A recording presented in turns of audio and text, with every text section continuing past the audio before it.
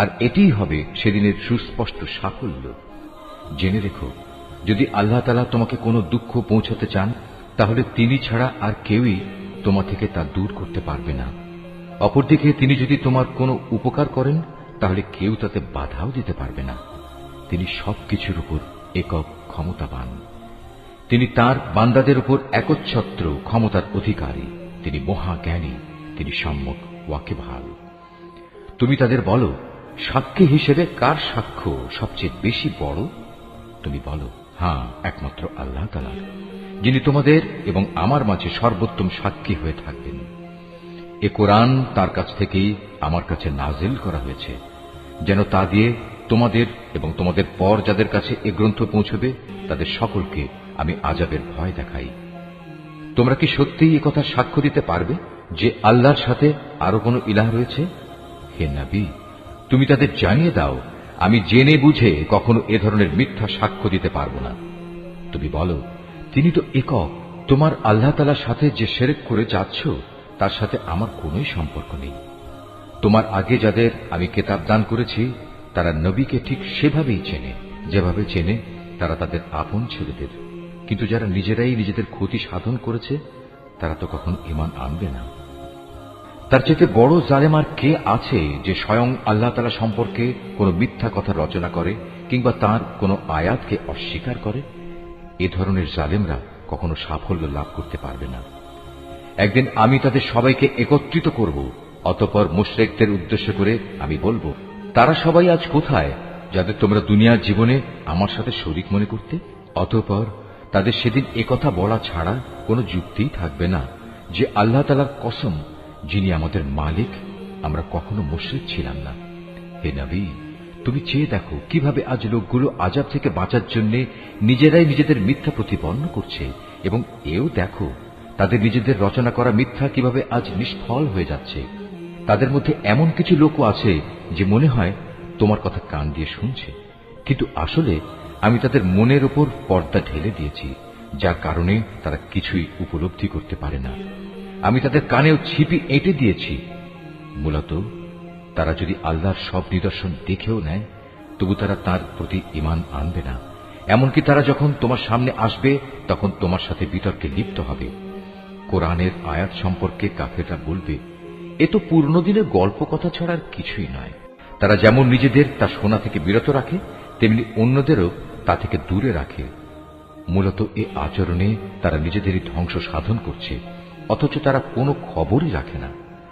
তুমি যদি সত্যিই তাদের দেখতে পেতে, যখন এই হতভাগ্য ব্যক্তিদের জ্বলন্ত আগুনের পাশে এনে দাঁড় করানো হবে, তখন তারা চিৎকার করে বলবে, হায়, যদি আমাদের আবার দুনিয়ায় ফেরত পাঠানো হতো, তাহলে আমরা আর কখনো আমাদের মালিকের আয়াতসমূহকে মিথ্যা প্রতিপন্ন করতাম না, এবং আমরা অবশ্যই ঈমানদার লোকদের দলে শামিল হয়ে যেতাম। এর আগে যা কিছু তারা গোপন করে আসছিল, আজ তা তাদের সামনে উন্মুক্ত হয়ে গেল। আসলে যদি তাদের আবার দুনিয়ায় ফেরত পাঠানোও হয়, তবু তারা তাই করে বেড়াবে যা থেকে তাদের নিষেধ করা হয়েছিল। তারা আসলেই মিথ্যাবাদী। এই লোকগুলো আরো বলে, আমাদের এ পার্থিব জীবনই হচ্ছে একমাত্র জীবন, আমরা কখনোই পুনর্জীবিত হব না। হায়, তুমি যদি সত্যি সেই দৃশ্য দেখতে পেতে, যখন তাদেরকে তাদের মালিকের সামনে দাঁড় করানো হবে এবং তিনি তাদের জিজ্ঞেস করবেন, আজ বলো, এ দিনটি কি সত্য নয়? তারা বলবে, হ্যাঁ, আমাদের মালিকের শপথ, এটা সত্য। তিনি বলবেন, তাহলে আজ সে কঠিন আযাব ভোগ করো যা তোমরা সবসময় অবিশ্বাস করতে। অবশ্যই তারা ভীষণভাবে ক্ষতিগ্রস্ত হয়ে পড়েছে, যারা আল্লাহর সামনাসামনি হওয়াকে মিথ্যা বলেছে। আর একদিন যখন সত্যি সত্যি কিয়ামতের ঘণ্টা হঠাৎ করে তাদের সামনে এসে হাজির হবে, তখন তারা বলবে, হায় আফসোস, দুনিয়ায় এই দিনটিকে আমরা কতই না অবহেলা করেছি। সেদিন তারা নিজেদের পাপের বোঝা নিজেদের পিঠেই বয়ে বেড়াবে। কত ভারী ও নিকৃষ্ট বোঝা হবে সেটি, যা তারা সেদিন বয়ে বেড়াবে। আর এ বৈষয়িক জীবন, এ তো নিছক কিছু খেল তামাশা ছাড়া আর কিছুই নয়। মূলত পরকালের বাড়িঘরই তাদের জন্য উৎকৃষ্ট, যারা আল্লাহ তাআলাকে ভয় করে। তোমরা কি মোটেই অনুধাবন করো না? হে রাসূল, আমি জানি এ লোকগুলো যেসব অহেতুক কথাবার্তা বলে তা তোমাকে কত পীড়া দেয়, কিন্তু তুমি কি জানো এরা এসব বলে শুধু তোমাকে মিথ্যা সাব্যস্ত করছে না, বরং এই জালেমরা এর মাধ্যমে আল্লাহ তাআলার আয়াতকেই অস্বীকার করছে।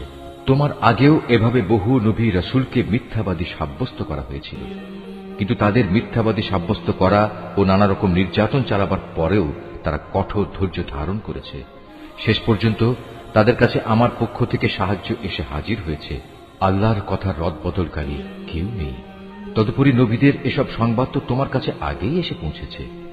তারপরেও যদি তাদের এ উপেক্ষা তোমার কাছে কষ্টকর মনে হয়, তাহলে তোমার সাধ্য থাকলে তুমি পালানোর জন্য ভূগর্ভে কোনো সুড়ঙ্গ কিংবা আসমানের সিঁড়ি তালাশ করো, সেখানে চলে যাও এবং সেখান থেকে তাদের জন্য কোনো কিছু একটা নিদর্শন নিয়ে এসো। আসলে আল্লাহ তাআলা যদি চাইতেন তাদের সবাইকে হেদায়েতের উপর জড়ো করে দিতে পারতেন। তুমি কখনো জেনে বুঝে মূর্খ লোকদের দলে শামিল হইও না। যারা এ কথাগুলো যথাযথভাবে শোনে তারা অবশ্যই আল্লাহর ডাকে সাড়া দেয়। যারা মরে গেছে আল্লাহ তাআলা এদের সবাইকেও কবর থেকে উঠিয়ে জড়ো করে নেবেন। অতঃপর মহাবিচারের জন্য তারা সবাই তার সামনে প্রত্যাবর্তিত হবে। এরা বলে, নবীর উপর তার মালিকের পক্ষ থেকে আমাদের কথা মতো কোনো নিদর্শন নাজিল করা হয়নি কেন? হে রাসূল, তুমি তাদের বলো, অবশ্যই আল্লাহ তাআলা সব ধরনের নিদর্শন পাঠানোর ক্ষমতা রাখেন, কিন্তু সত্য কথা হচ্ছে এদের অধিকাংশ লোকই কিছু জানে না। জমিনের বুকে বিচরণশীল যে কোনো জন্তু কিংবা বাতাসের বুকে নিজ ডানা দুটি দিয়ে উড়ে চলা যে কোনো পাখি তোমরা দেখো না কেন? এগুলো সবই তোমাদের